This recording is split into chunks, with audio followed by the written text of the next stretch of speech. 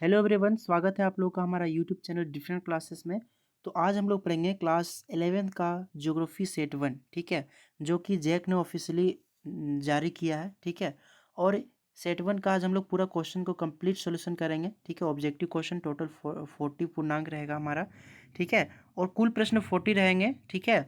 इसके बाद सभी प्रश्नों का उत्तर अनिवार्य देना है आप लोगों को, और प्रत्येक प्रश्न के 4 विकल्प होंगे, सही विकल्प का चयन आपको करना है। इसके बाद आपका गलत उत्तर के लिए आपको कोई अंक नहीं काटे जाएंगे, ठीक है। इसके बाद गलत उत्तर के लिए आपको कोई अंक नहीं काटे जाएंगे, ठीक है। इसका मतलब ये हुआ कि अगर आप ऐसा है कि अगर आप गलत करते हो तो उसका बदले अगर दूसरा भी क्वेश्चन का आपका गलत नहीं होता है कि नहीं। तो आप लोग उसको टेंशन नहीं लेना, ठीक है। नेगेटिव मार्क नहीं रहेगा, ठीक है। तो चलिए फिर इसको पढ़ते हैं और समझते हैं, ठीक है। अगर आप लोग चैनल पर नए हैं तो चैनल को सब्सक्राइब कर लीजिएगा, लाइक कर लीजिएगा और अपने दोस्तों को भी शेयर कर दीजिएगा, ठीक है। तो चलिए हम लोग क्वेश्चन को चलते हैं।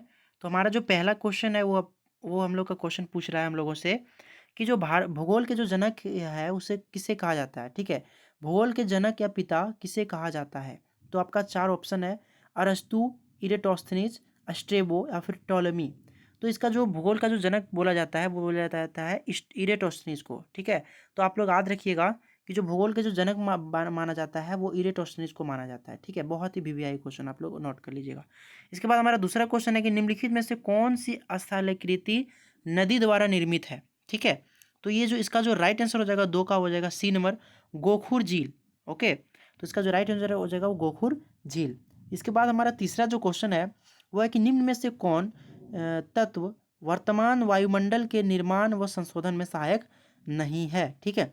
तो सौर पवन ये भी आपका वायुमंडल के निर्माण में संशोधक में सहायक है, गैस उत्सर्जन भी सहायक है, प्रकाश संश्लेषण भी सहायक है, लेकिन आपको जो विभेदन है ना ये आपका जो है सो वायुमंडल के निर्माण में संशोधन में सहायक नहीं है, ठीक। जो 3 का आपको जो राइट आंसर हो जाएगा वो हो जाएगा विभेदन। ओके, फिर हमारा अगला क्वेश्चन है चौथा क्वेश्चन आप लोगों से पूछ रहा है कि कास्ट प्रदेशों में, ठीक है, कास्ट प्रदेशों में भूमिगत जल का कार्य अधिकतर किस क्रिया द्वारा होता है, ठीक है। तो इसका जो राइट आंसर हो जाएगा डी नंबर, घूलन। ओके, घूलन के द्वारा जो है सो अधिकतर क्रिया होता है, ठीक है। तो इसके बाद हमारा पांचवा क्वेश्चन आप लोगों से पूछ रहा है कि तारों का निर्माण कितने अरब वर्ष पूर्व हुआ था, ठीक है। जो स्टार है, जो पृथ्वी के जो ऊपर आप लोग तारा देखते हो उसका जो निर्माण हुआ था वो कितने वर्ष पूर्व हुआ था, ठीक है। तो आपका पांचवा का जो राइट आंसर हो जाएगा वो हो जाएगा सी नंबर का, यानी कि 5 अरब वर्ष पूर्व, ठीक है। 5 अरब पूर्व पर जो वर्ष पूर्व है वो तारों का निर्माण हुआ था, स्टार का, ठीक है।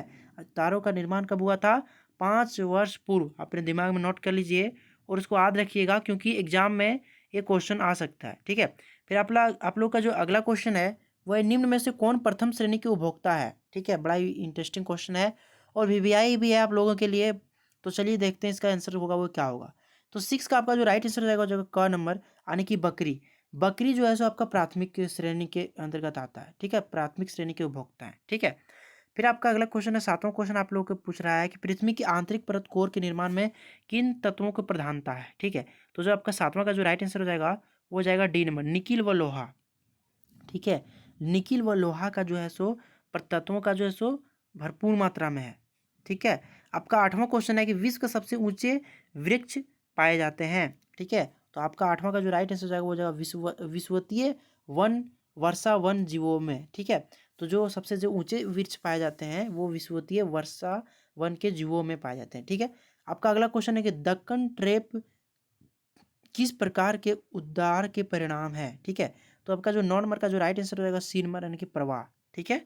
इसके बाद आपका अगला क्वेश्चन है कि 10वां नंबर क्वेश्चन है कि भारत के देशांतरी विस्तार का अंतर कितना है, ठीक है।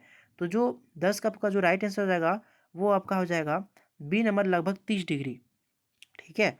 जो देशांतरी विस्तार का जो अंतर है ना वो 30 डिग्री है, ठीक है। इसके बाद आपका 11वां क्वेश्चन है कि प्लेट विवर्तनिकी सिद्धांत का प्रतिपादन किसने किया था, ठीक है। तो आपका जो 11 का जो राइट आंसर हो जाएगा मार्गन ने भी किया था, मैकेंजी भी ने किया था, पार्कर ने भी किया था और इनमें से सभी। तो इसका जो राइट आंसर हो जाएगा इनमें से सभी हो जाएगा, ठीक है। देखिए कोई भी जैक बोर्ड आप एग्जाम दिए होंगे तो आप लोग को जो ऐसा क्वेश्चन आता है ना, जैसे कि इनमें से सभी, इनमें से कोई नहीं, लेकिन जो इनमें से सभी ऑल ऑफ दीज होता है वो 99% चांस होता है कि उसी का हो आंसर, वही होगा, ठीक है। अब ऐसा नहीं कि मैं बोल रहा हूँ तो आप लोग उसको ही मार दीजिएगा, पहले आप लोग क्वेश्चन का जो है सो पैटर्न समझिएगा, क्वेश्चन कैसा पूछ रहा है उसके अनुसार आप लोग जो है सो उसका आंसर को टिक मारिएगा। लेकिन जो इनमें से सभी होता है वो अधिकतर याद रखिएगा, कोई 99% जो चांस होता है वो यही होता है, इनमें से सभी आंसर, ठीक है। और जो इनमें से कोई नहीं होता है वो 99% चांस होता है कि ये आंसर नहीं है, ठीक है। बाकी बात आप लोग क्वेश्चन को समझना है, इसके बाद उसको अच्छे से समझना है, फिर उसका आंसर देना है, ठीक है। बहुत सारे क्वेश्चन में क्या होता है कि इनमें से सभी दे देता है लेकिन वो आंसर होता है नहीं। लेकिन मैं 99% बता देता हूँ, मैंने भी बोर्ड एग्जाम दिए हैं बहुत सारे, तो उसमें मैंने देखा है कि इनमें से सभी ही आंसर होता है, ठीक है। लेकिन अगर आपको समझ नहीं आ रहा है कि इसमें से कौन होगा तो इनमें से सभी मार दीजिए, अगर आप लोग को ऐसा क्वेश्चन मिले तो। और अगर कंफर्म पता है कि इनमें से सभी है तो इनमें से सभी मारिए, ठीक है, कोई दिक्कत नहीं है। फिर अगले क्वेश्चन को चलते हैं। अगला क्वेश्चन है कि भारत के मुख्य भूमि के उत्तर से दक्षिण की अधिकतम लंबाई कितनी है, ठीक है।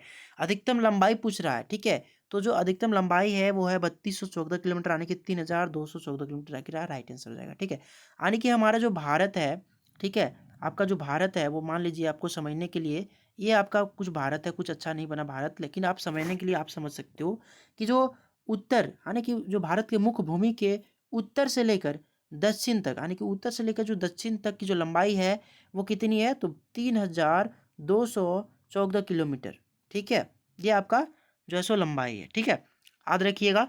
इसके बाद हमारा अगला क्वेश्चन है कि संवहन धारा सिद्धांत किसने दिया है, ठीक है। 13वां क्वेश्चन, 13 का आपका जो राइट हो जाएगा वो जाएगा ए नंबर, यानी कि आर्थर हेमस, ठीक है, हेम्स ने, ठीक है। तो इसका जो 13 का जब राइट आंसर हो जाएगा वो जाएगा ए नंबर का, ठीक है।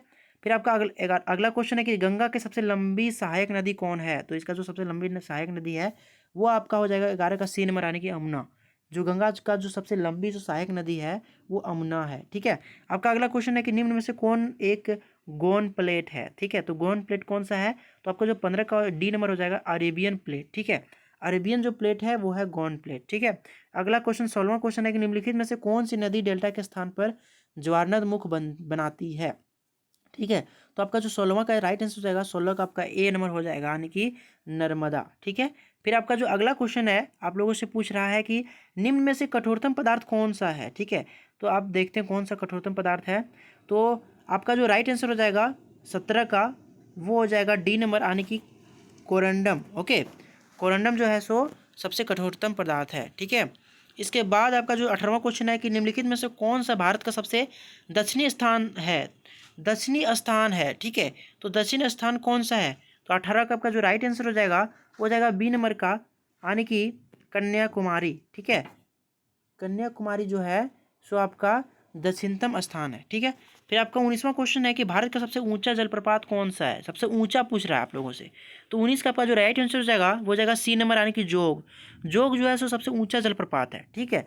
इसके बाद आपका 11वां क्वेश्चन 20वां क्वेश्चन है कि जाड़े के आरंभ में तमिलनाडु के तटीय प्रदेशों में वर्षा किस कारण होती है। तो जो ये वर्षा होती है ना वो होती है 20 का आपका राइट आंसर ए हो जाएगा, यानी कि उत्तर पूर्वी मानसून की वजह से जो है सो तमिलनाडु के तटीय प्रदेशों में वर्षा होती है, ठीक है। इसके बाद आपका अगला क्वेश्चन है, 21वां क्वेश्चन पूछ रहा है कि कपास उत्पादन के लिए सर्वोत्तम कौन सी मिट्टी होती है। कपास जो फसल होती है उसके उत्पादन के लिए आपको सबसे अच्छी मिट्टी कौन सी मानी जाती है। तो 21 का आपका जो राइट आंसर हो जाएगा सी नंबर, यानी कि काली मिट्टी। काली मिट्टी जो है सो कपास के लिए सबसे उपयुक्त मानी जाती है, सबसे अच्छी मानी जाती है, ठीक है। आपका 22वां क्वेश्चन है कि सिंधु नदी किस सागर में गिरती है। तो वो सिंधु नदी जो है वो अरब सागर में गिरती है, ठीक है। इसके बाद आपका जो अगला क्वेश्चन है कि चंदन वन किस तरह के वन के उदाहरण है, ठीक है। तो जो चंदन वन है वो आपका जो है 21 नंबर का आपका जो राइट आंसर है सी नंबर, यानी कि डेल्टाई वन, ठीक है। फिर सॉरी आपका 23 नंबर का क्वेश्चन था ना, तो 23 नंबर का आपका जो राइट आंसर हो जाएगा वो हो जाएगा पर्णपाती वन, माफ़ कीजिएगा। जो आपका 23 नंबर का आपका जो राइट आंसर हो जाएगा वो हो जाएगा पर्णपाती वन, ठीक है। फिर आपका 24वां क्वेश्चन है कि उत्तर भारत के मैदान में चलने वाले शुष्क एवं गर्म पवन को क्या कहते हैं। उत्तर भारत यानी कि झारखंड भी हम लोग का क्या है, उत्तर भारत में आता है ना झारखंड। तो झारखंड में जो गर्मी दिन में जो चलता है, जो मौसम में गर्मी जो लगता है, वो जो मौसम हवा चलता है उसको हम लोग क्या बोलते हैं, लू बोलते हैं ना। तो उत्तर भारत के सभी लोग क्या बोलते हैं, लू बोला जाता है, ठीक है। फिर इसके बाद आपका 25वां क्वेश्चन है कि इनमें से किस राज्य की कर्क रेखा गुजरती है, ठीक है। बड़ा ही इंटरेस्टिंग क्वेश्चन है, कर्क रेखा, ठीक है। कर्क रेखा जो गुजरता है वो, तो इनमें से कौन सा स्टेट में जो है सो कर्क रेखा गुजरता है, ठीक है। तो इससे पहले आप लोग को जानना पड़ेगा कि कितने ऐसे स्टेट हैं जिसमें से होकर कर्क रेखा गुजरता है, ठीक है। तो आपका जो पहला है वो है गुजरात, ठीक है। गुजरात से होकर गुजरता है। आप लोग, मैं छोटा लेटर लिख देता हूँ, उसे याद रखिएगा, गुजरात, ठीक है। फिर दूसरा जो है वो कौन है, वो है राजस्थान, यानी आर से आपका राजस्थान हो गया। फिर आपका तीसरा का जो हो जाएगा वो हो जाएगा तीसरा आपका छत्तीसगढ़, ठीक है, सी, ठीक है। फिर आपका जो चौथा है वो है झारखंड, ठीक है। और जो पांचवा है वो है पश्चिम बंगाल, ठीक है। और जो छठा है वो कौन है, इसके पश्चिम बंगाल के बाद आपका त्रिपुरा, टी, और सातवां का हो जाएगा आपका मिजोरम, ठीक है। और आप कौन इसके बाद जो है, तो आप लोग याद रखिएगा कि गुजरात, राजस्थान, मध्य प्रदेश, छत्तीसगढ़, झारखंड, पश्चिम बंगाल और त्रिपुरा, मिजोरम, ठीक है। इन ऐसे ऐसे राज्य हैं जिनसे होकर जो है सो कर्क रेखा गुजरता है, ठीक है। लेकिन जो यहाँ पर दिया गया ऑप्शन में दिया गया है उत्तर प्रदेश, उत्तर प्रदेश में तो नहीं गुजरता है, उड़ीसा में आपका नहीं गुजरता, छत्तीसगढ़ से होकर गुजरता है, बिहार में नहीं गुजरता है, लेकिन आपका जो झारखंड है उससे होकर कर्क रेखा गुजरता है, ठीक है। तो आप लोग इसको याद रखिए कि कर्क रेखा कौन कौन राज्य से गुजरता है, उसको आप लोग याद रखना है। इसके बाद आपका अगला जो क्वेश्चन है वो किस अक्षांश पर 21 जून की दोपहर सूर्य की सीधे किरणें पड़ती है। तो आपका जो 26 का जो आपका राइट आंसर हो जाएगा वो हो जाएगा बी नंबर, आने की 23 डिग्री 30 मिनट उत्तरी अक्षांश, ठीक है। 23 डिग्री 30 मिनट उत्तरी अक्षांश से होकर जो सीधी किरणें पड़ती है, ठीक है। इसके बाद आपका अगला क्वेश्चन है वायुमंडल के कौन से परत का संबंध मौसमी परिवर्तन से संबंधित है, ठीक है। तो इसका जो मौसमी संबंध से परिवर्तन है वो है 27 का आपका जो राइट आंसर हो जाएगा वो ये नंबर हो जाएगा, यानी कि क्षोभ मंडल, ओके। फिर आपका 28वां क्वेश्चन है। 28वां क्वेश्चन पूछ रहा है कि वायुमंडल में नाइट्रोजन गैस का प्रतिशत कितना है, ठीक है। तो नाइट्रोजन गैस का जो प्रतिशत है वो है 78.8%, ठीक है। तो आपका 28 नंबर का जो राइट आंसर हो जाएगा वो हो जाएगा बी नंबर का 78.8%, ठीक है। इसके बाद आपका अगला क्वेश्चन है इनमें से कौन से ग्रीन हाउस गैस नहीं है। तो आपका ग्रीन हाउस गैस कौन सा नहीं है, ऑक्सीजन आपका जो है सो ग्रीन हाउस जो है सो नहीं है, ठीक है। इसके बाद आपका तीसवां क्वेश्चन है कि उत्तरी गोलार्ध में पवनों का दाएं ओर विक्षेपण होता है, ठीक है, किसके कारण होता है। तो इसका आपका जो राइट आंसर हो जाएगा वो हो जाएगा बी नंबर, आने की पृथ्वी के घूर्णन के कारण, ठीक है, पृथ्वी के घूर्णन के कारण से होता है।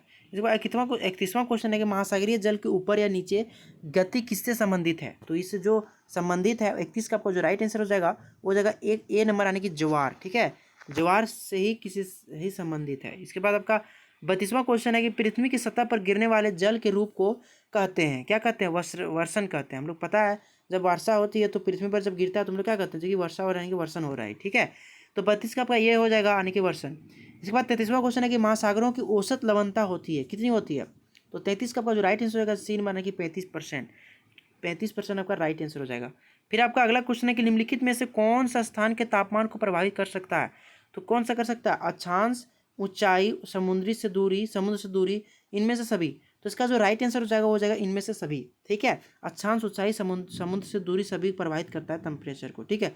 तो ऑल ऑफ दिस हो जाएगा, ठीक है। और मैंने बताया भी था कि आप लोग क्वेश्चन को अच्छा से पढ़ना है, ऐसा अगर क्वेश्चन पूछे इनमें से सभी तो, लेकिन 99% चांस होता है कि इसका जो राइट आंसर हो जाएगा वो यही हो जाएगा, ठीक है, ठीक है। इसके बाद उसको पहले क्वेश्चन को आप लोग अच्छे से पढ़ लेना है, इसके बाद आपको उसका आंसर समझ के लिखना है, ठीक है। इसके बाद 35वां क्वेश्चन है कि निम्नलिखित में से किस मिट्टी को किस श्रेणी में खादर को और बांगर आते हैं। तो जलोढ़ मिट्टी में आते हैं, ठीक है। इसका जो 35 का आपका राइट आंसर हो जाएगा सी नंबर, ठीक है। 36वां क्वेश्चन है कि निम्नलिखित में से वो कौन सी प्रक्रिया है जिसके द्वारा जल द्रव से गैस में बदल जाता है। तो ये कौन सा है, 36 आपका जो 36 का राइट आंसर रहेगा वो हो जाएगा 36 का आपका सी नंबर, आने की वाष्पीकरण, ठीक है। वाष्पीकरण से ही कोई भी जल द्वारा द्रव से गैस में बदल जाता है, ठीक है। आपका 37वां क्वेश्चन है कि प्रकाश वर्ष किसका मापक है। तो प्रकाश वर्ष जो मापक है वो 37 का आपका बी हो जाएगा, आने की दूरी का जो मापक है वो है प्रकाश वर्ष, ओके। फिर आपका 38वां क्वेश्चन है कि आपदा प्रबंधन के अंतर्गत है। तो कौन सा है आपदा जो प्रबंधन के अंतर्गत आते हैं, वो 38 का आपका राइट आंसर है डी नंबर, आने की सॉरी माफ़ कीजिएगा इसको।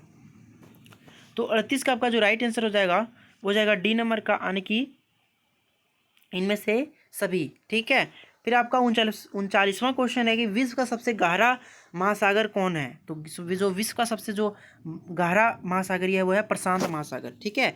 फिर आपका जो अगला जो लास्ट क्वेश्चन है कि सूर्य ताप की सबसे ज़्यादा मात्रा प्राप्त होती है।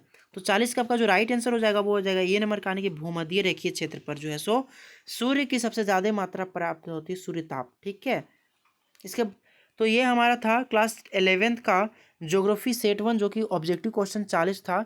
उसका मैंने सारा जो है सो सॉल्यूशन करवा दिया हूँ। ठीक है, और बाकी जितने भी सब्जेक्ट का है वो भी मैं बहुत जल्दी अपलोड कर दूंगा इसी चैनल पे। तो चैनल पे अगर नए हैं तो चैनल को सब्सक्राइब कर लीजिएगा और वीडियो को अपने दोस्तों के पास भी शेयर कर लीजिएगा, क्योंकि मैं ऐसा ही वीडियो बनाता ही रहता हूँ। ठीक है, मॉडल पेपर से रिलेटेड। ठीक है, तो आप लोग चैनल पे सब्सक्राइब कर लीजिएगा और इस चैनल पे बहुत ही सपोर्ट कीजिए, क्योंकि इस चैनल पे 100 सब्सक्राइबर कंप्लीट होने वाला है। ठीक है, कम से कम 100 कंप्लीट करवाइए, इसके बाद आप लोग को सारा मॉडल मैं कंप्लीट करवा दूंगा। ठीक है, तो चलिए मिलते हैं फिर अगले क्वेश्चन, अगले मॉडल पेपर पे। ठीक है, तब तक पढ़ते रहिए और अपना ख्याल रखिए। Thank you.